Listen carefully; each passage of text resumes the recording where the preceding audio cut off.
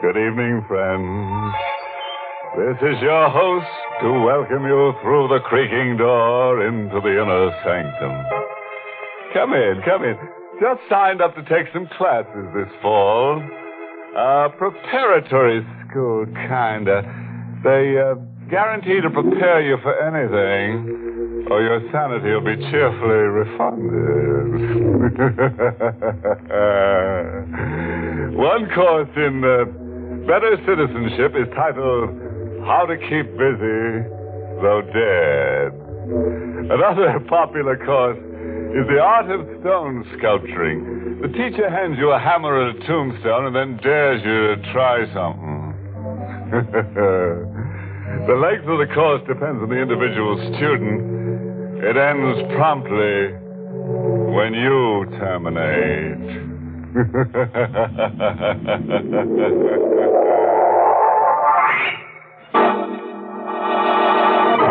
Tonight's Inner Sanctum Mystery, Catch a Killer, was written by John Robert and stars Larry Haynes in the role of Stitch with Barbara Weeks as Gale. And now, let's exercise our fears. Tonight's drama is told under the byline of Stitch Thompson, a newspaperman as hard-boiled as a 10-minute egg. The way men get who make murder their business. He's in Joe's restaurant, staring restlessly at nothing. The way men do who are fed up with themselves. 10 years on the crime beat, and your mind begins to crack a little. Like a punch-drunk fighter talking to himself. You've seen the sordid side of life, and it's crept into your system. You forget more than you remember just to keep from going nuts. But there's one experience I do remember. Because it happened to me last. Began in court. A guy was being sentenced to death. Marco Chase, you have been found guilty of murder by a jury of your peers. It is the sentence of this court that you be taken to the state penitentiary and kept there until the week of October 20th. No! There was a girl. A perky little brunette fainting dead away. A wife or a sister, maybe, or just a woman hearing the bell tolled over a guy who was too young to die. It was a sister, as it turned out to be, a little while later when I ran into her again at Joe's restaurant, a newspaperman's hangout. Now, you better stop it, kid. You'll just get yourself sick. Marco, your husband? My brother. He didn't do it. He didn't murder Mona Taylor. It's a little late to go into pros and cons. Mona Taylor was his dancing partner, huh? Yes, but that was all. He wasn't in love with her, and he didn't murder her. If Mona Taylor was murdered. If? Well, wait a minute. They'd never have gotten a conviction without a corpus delicti. They found her in the river. A body that was hardly anything. It had been weak. They identified the body. But how? Teeth. Just a small dental crown and a dentist's testimony, so-called measurements. The measurements fit, but that could have been a coincidence. Yeah, it could have been. The main gimmick was that dentist's testimony. All horribly circumstantial. 90% of hanging evidence is circumstantial, kid. Help him, Mr. Thompson, please. Oh, you know me, huh? Yes. You've succeeded where the police failed so many times. You've been oversold on my reputation. You won't help me? I wouldn't know how. Sorry. I said no, but I took her red eyes away with me. Her red eyes were right in front of me a couple of days later. I was on an assignment, the city morgue. A local racketeer had been riddled with bullets and tossed into the streets. There was a woman beside me. A relative. She was there to identify the remains. I watched her look and I listened to her scream.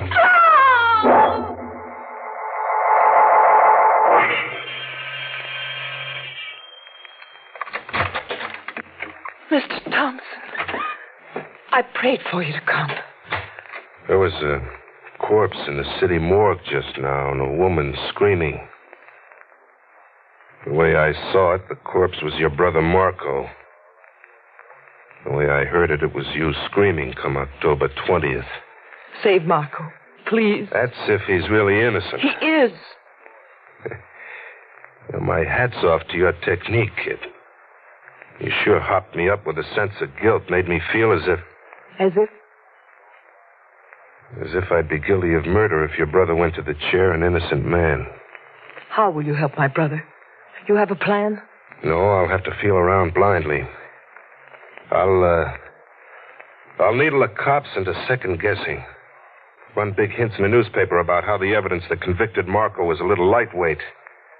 That maybe there's more to the Mona Taylor murder than was told. It's only an arrow in the air, kid. Don't bank on a thing. The arrow landed right on Tom Ryder's sore spot. Tom Ryder was the county DA. Have you lost your mind completely, Stitch? 7 stories on the Mona Taylor murder. On the Marco Chase conviction. A closed case. Not until the evening of October 20th. What makes you think he's an innocent man? He's been tried and judged. I don't know exactly. Call it a hunch. Or, maybe it's his sister's faith that sold me. I'm crazy, huh? You're not kidding. Haven't you something interesting and current to write about? Marco Chase is current and choice. How far do you expect to go with this nonsense? I shouldn't tip my hand, but I will. Right now, Marco's sister, Gail, is trying to persuade Mrs. Mary Taylor, that's the victim's mother, to petition for court permission to exhume the body of Mona Taylor. Exhume the body of Mona Taylor? That's if we can get the mother to agree. But why? Well, we not only think Marco Chase is innocent, but we also have an idea that the corpus delicti might not be Mona Taylor. The DA wasn't the only one. There was someone else really put out and determined to do something about it. About me, I mean. I was telling me and tell me how she made out with Mona Taylor's mother when my door buzzer phoned. There's a kid with a package. Mr. Stitch Thompson? Yeah, that's me. Well, here's a package for you. Who from? Well, a man in the Owl drugstore said to bring it to you at 9 sharp. 9 sharp it is, thanks. It's just a package. A box and brown wrapping paper. I opened it. Who wouldn't open it? How suspicious can you get? I got the cover off, and the room fell on me.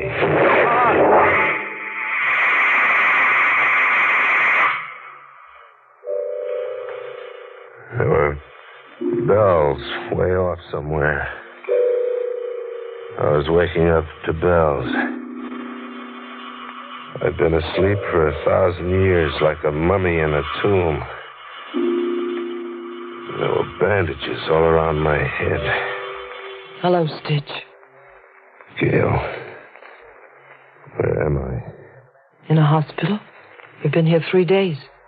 What happened? A time bomb wrapped in a parcel was delivered to you. Yeah, I remember. At 9 sharp, it went off right on the button. But how bad am I? Cuts and burns. Who did it, Stitch? Don't know. Someone who doesn't like what I'm up to. Someone who wants the case to stay like it is, closed. Oh, did you talk Mona Taylor's mother into it? Yes. She agreed, finally, just this morning. She petitioned for court permission to exhume the body of her daughter. On the day I was checked out of the hospital, we exhumed the alleged body of Mona Taylor and shipped it to a private laboratory. Just what do you hope to accomplish out of this grisly A business? detailed chart of the victim, Mr. D.A., as well as it can be constructed. All measurements, bone widths, body scars, if any, and so forth. The physiological story and the medical story as good as we can get it. And then what? Then we compare it detail for detail with the chart we've gotten up on the known Mona Taylor. The idea is to see if the lady now in our laboratory and Mona Taylor are the same people. But that's already been done thoroughly. Yeah, I know. By the state, with your experts. This time we're doing it for the defense with our experts. It was all a little speculative, maybe. Just a way of showing we were really in earnest, really dead set on forcing official interest in action. But there was one immediate result. Stitch. Yeah. Her teeth. The dental crown that the state used to prove she was actually Mona Taylor. The one that dentist swore he'd made for her? Yes. So? Mona Taylor was buried with her crown in her mouth. Her mother insisted she be buried like that. Remember? Yeah. Yeah, the old lady did make an issue of it. What about that crown? It's gone. Mona Taylor was buried in it, Stitch, but now it's gone.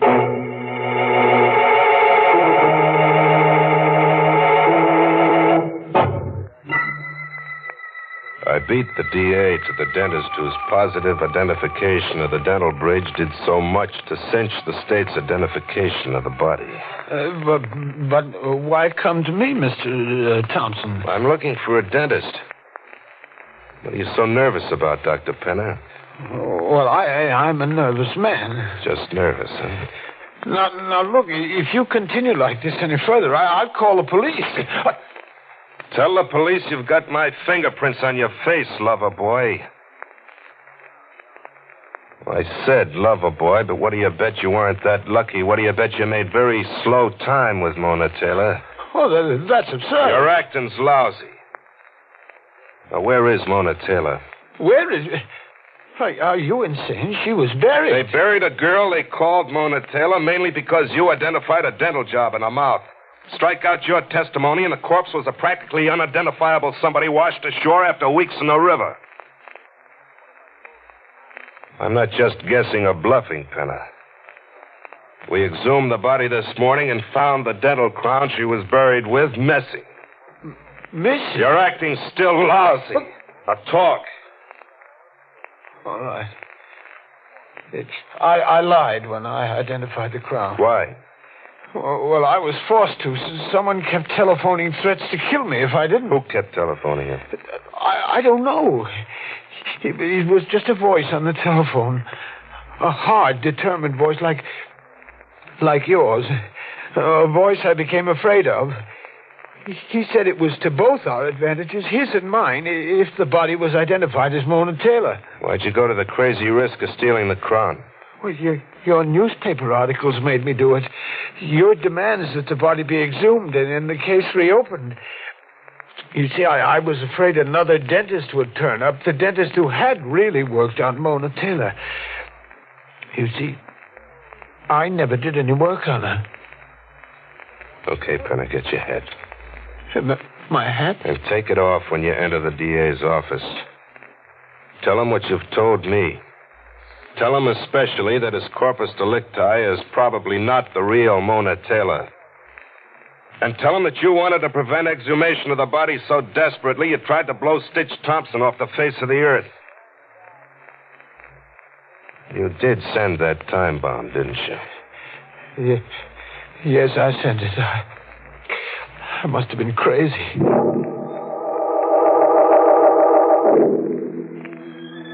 I knew Marco was innocent. Not so fast, Gail. Mona Taylor is still a missing dancer who might turn up dead.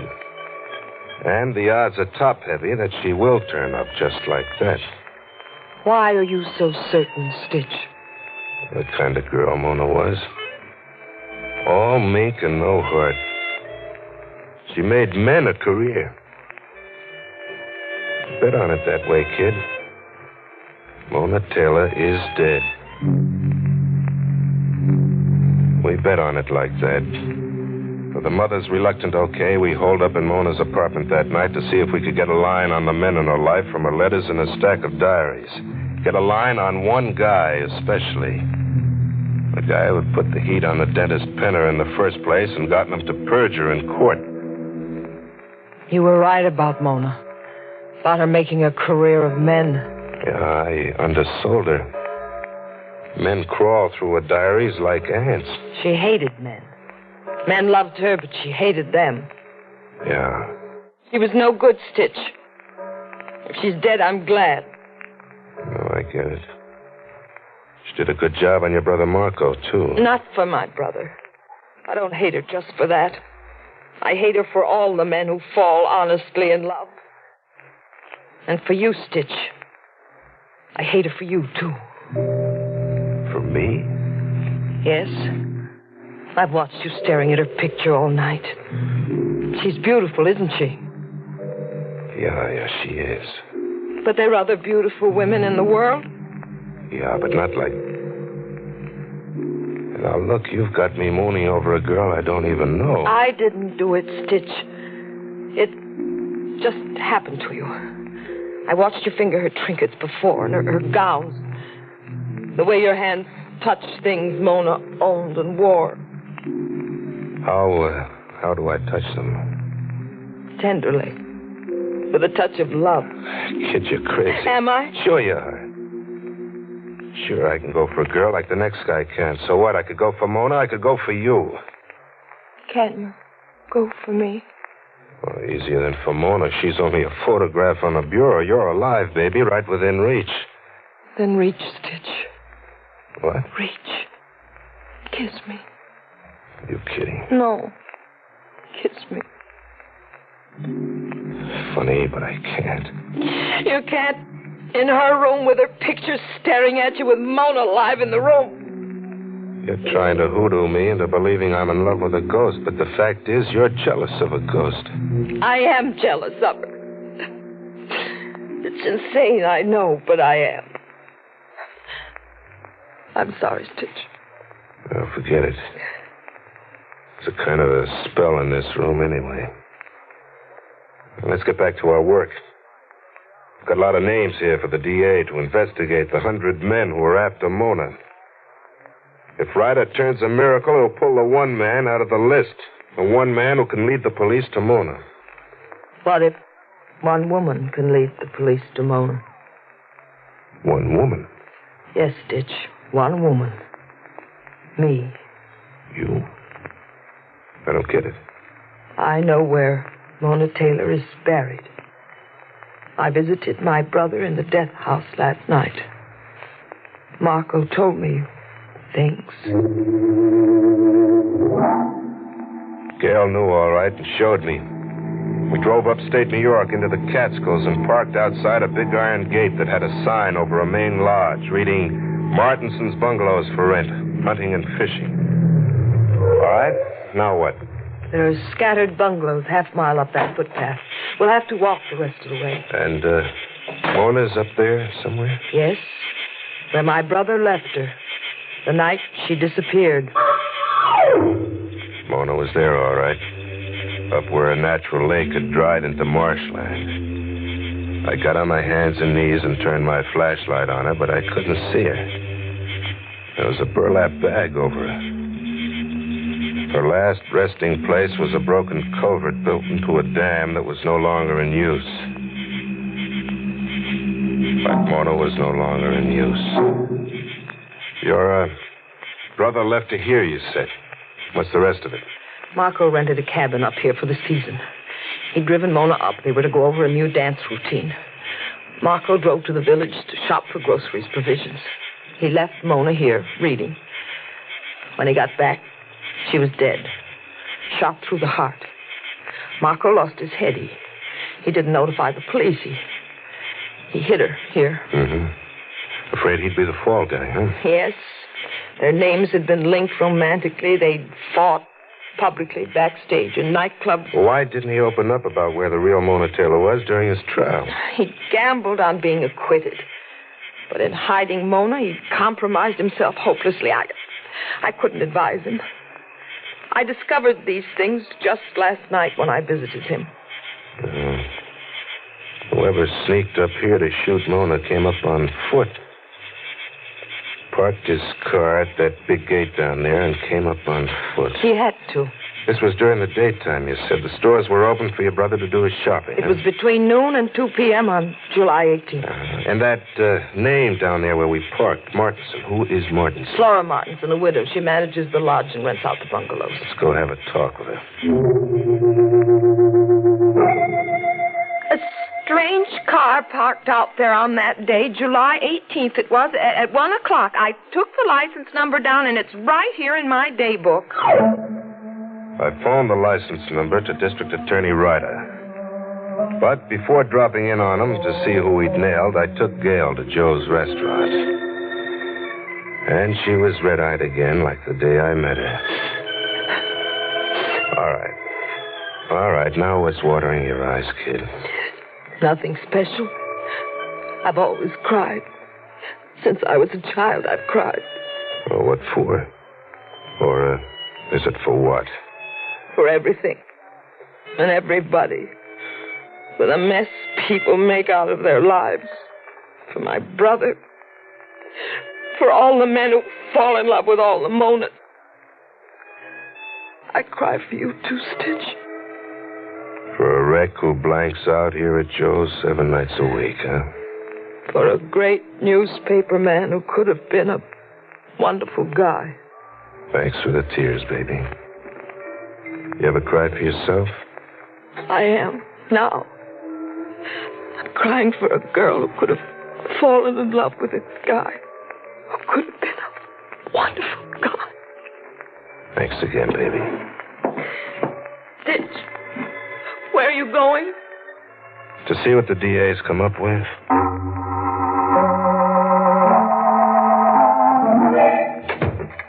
Hiya, DA. Hello, Stitch. Sit down. I checked auto license 6Y410. I wired the state capitol on your tip.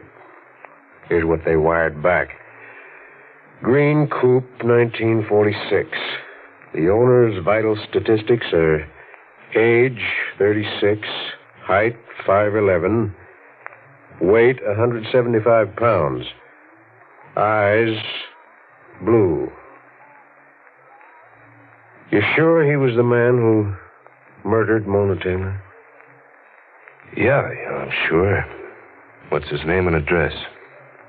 He lives at 625 10th Street. His name is Stitch Thompson. Why'd you come forward like this now? This late? I didn't. A brunette named Gail pushed me forward. She knew I was the guy who murdered Mona. But she also knew I was a punch-drunk reporter who'd blanked out. So she started a campaign to start me remembering. You know, she did it to save her brother. But a funny thing happened to her. She's in Joe's right now, crying her eyes out for me.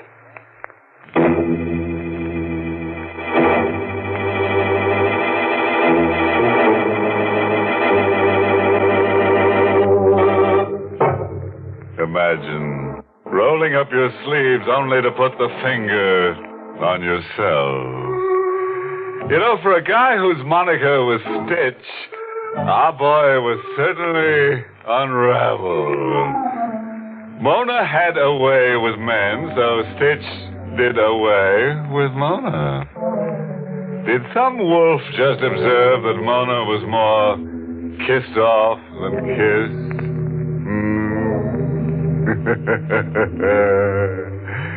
Good thing Gail was able to maneuver Stitch into remembering. Marco my words it was.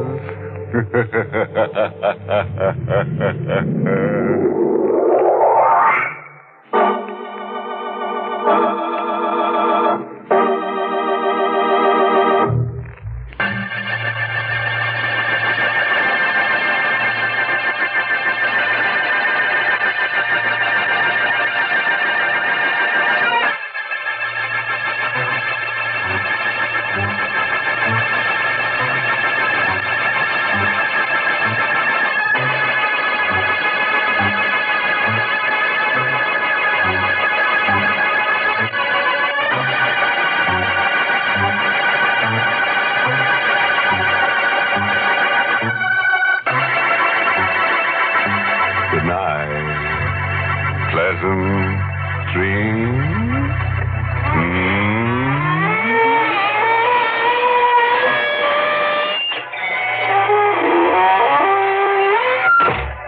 Inner Sanctum was heard in the United States over CBS, the Columbia Broadcasting System, and has been rebroadcast for servicemen and women overseas. This is the United States Armed Forces Radio Service, the voice of information and education.